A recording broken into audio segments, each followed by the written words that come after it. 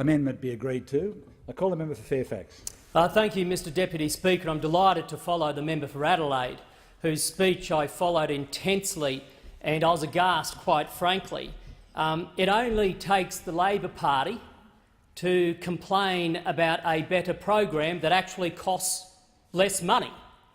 Maybe their allies, the Greens, dancing from the bottom of the garden, would do likewise, but to actually start complaining, as the member for Adelaide did, that this childcare package costs less than originally anticipated being a bad thing is absolutely ludicrous.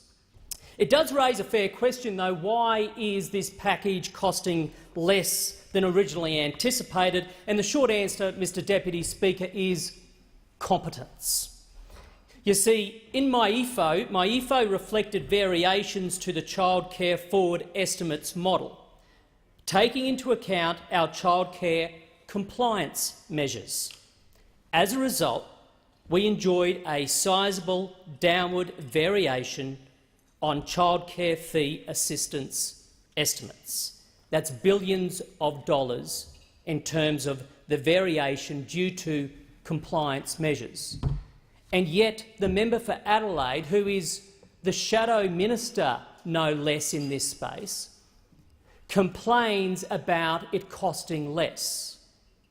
So this is a Labor Party that bequeathed the coalition an unprecedented deficit and debt problem up to that point, complaining that a package is going to cost less. It's better and it's going to cost less. In other words, they are yet again supporting the notion of building up more debt unnecessarily. Now, over the past 3 years, Mr Deputy Speaker, you'll be happy to know that the coalition has stopped almost $1 billion of taxpayer money going to Reuters and Shonkers. Now, our reforms before Parliament here include new compliance measures also, such as the power to pause childcare service application for fee assistance, a new IT system that sees information shared between government agencies, making it a lot easier to transfer information and also to identify where action needs to be taken. In other words, we will be able to address excessive growth within particular childcare service types and where there are concerns about potential rorting. If you look at the scoreboard, Mr Deputy Speaker, it says it all. Under Labor in 2 years to June 2013, how many cancellations were there in this space? None.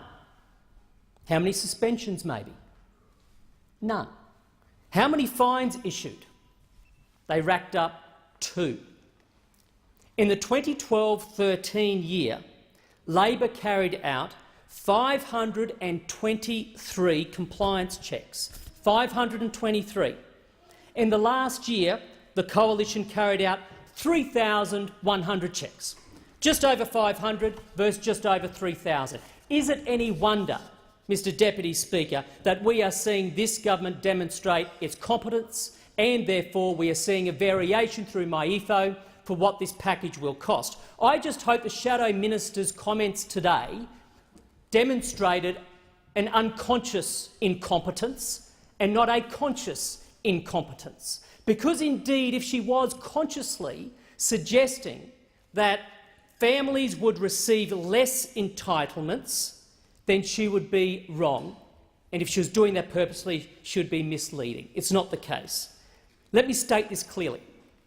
Families' entitlements to childcare subsidies will not be affected in any way by the estimates' variations.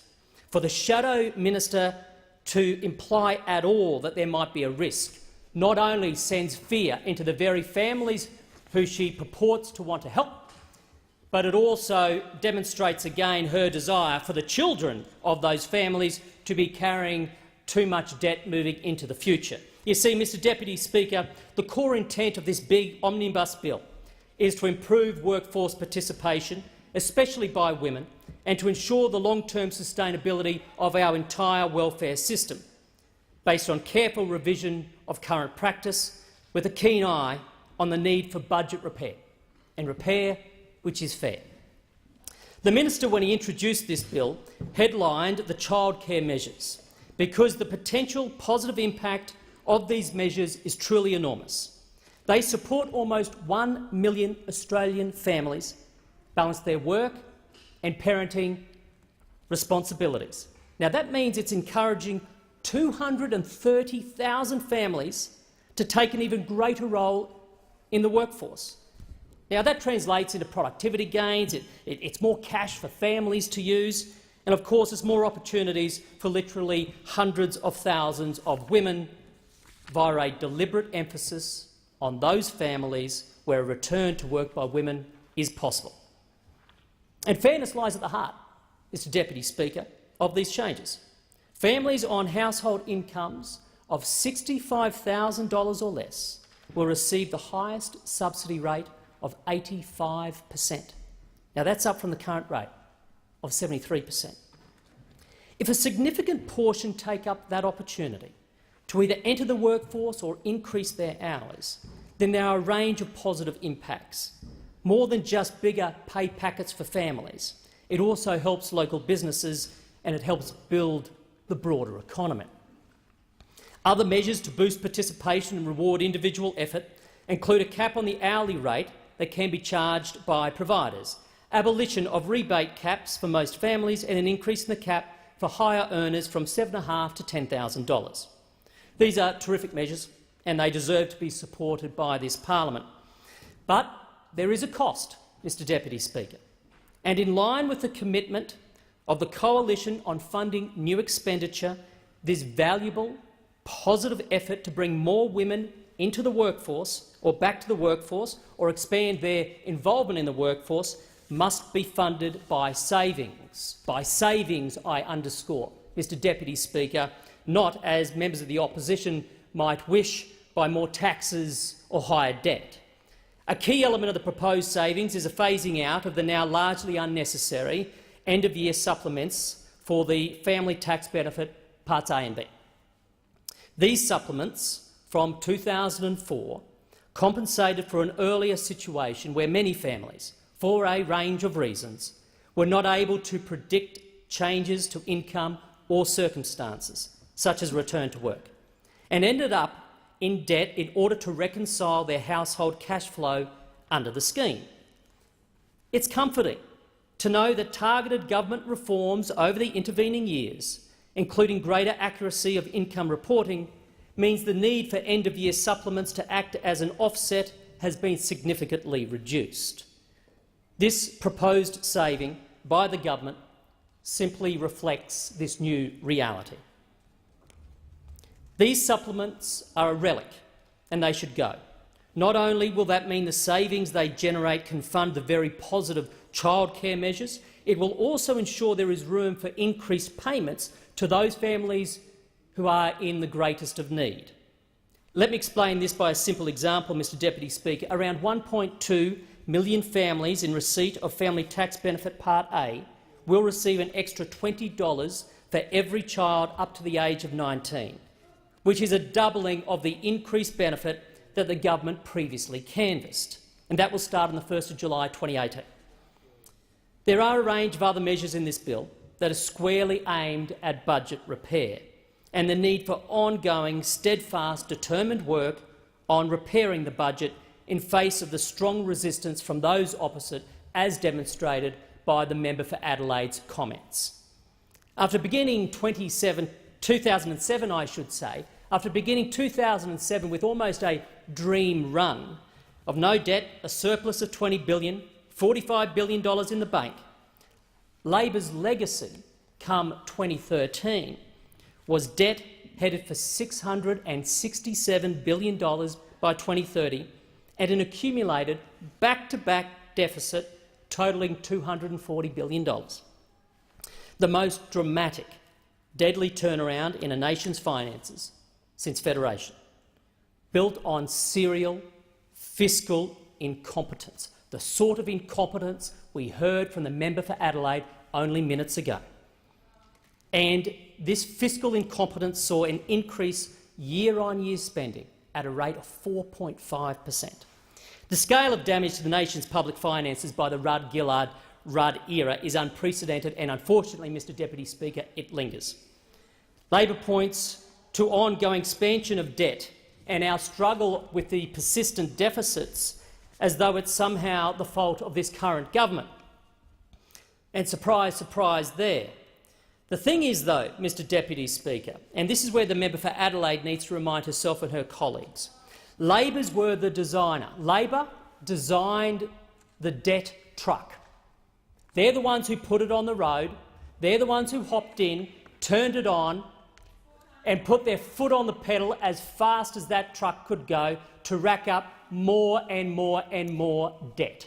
Now, the problem with that, you see, Mr Deputy Speaker, is once you put your foot on the pedal of debt and it does not stop and you keep racking it up, by the time you have a responsible government, like in 2013 with the coalition, a responsible government taking back the wheel of the debt truck, you cannot suddenly put on the handbrake.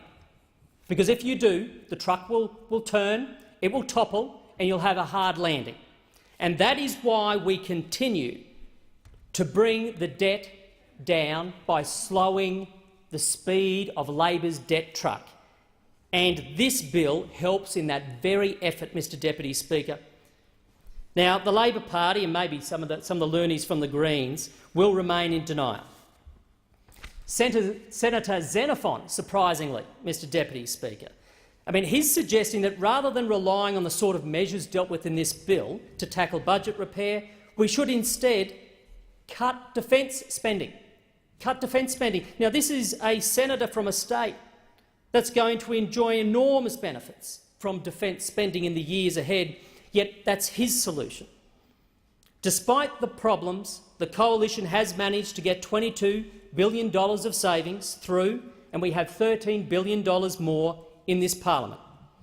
The members opposite and all non-government members in the Senate need to understand the scale of the problem we are confronting and seek to deal with it in order to save their children and their grandchildren from paying for the spending spree of the Rudd-Gillard-Rudd era, for fear that it will take us deep into the decades ahead.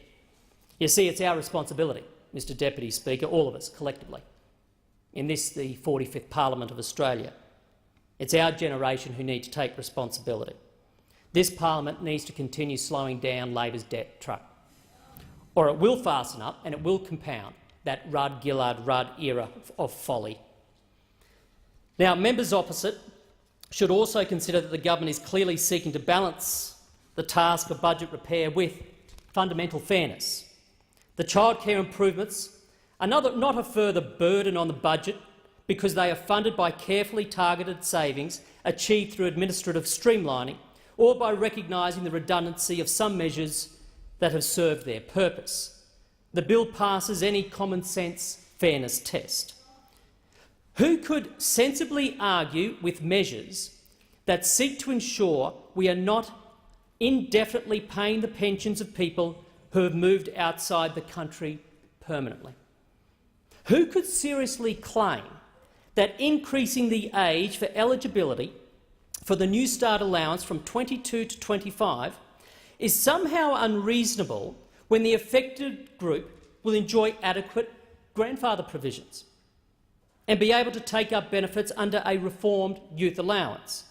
A reformed youth allowance specifically designed to send a strong message that this Turnbull government values both earning and learning as pathways to higher employment and productivity for younger Australians. Who seriously could argue that it is a big burden to someone under 25 who has been professionally assessed as job-ready and has been assessed as having no significant barriers to taking a job and is being actively helped to get a job, to wait 4 weeks before they claim a youth allowance? Who could seriously argue that it is not time to end another relic, the energy supplement or carbon tax compensation, if you like, years after that tax was axed? Mr Speaker, the measures in this bill are indeed fair. They seek to improve productivity by enhancing the childcare system and extending new opportunities to thousands of families. I support the bill and I commend it to the House.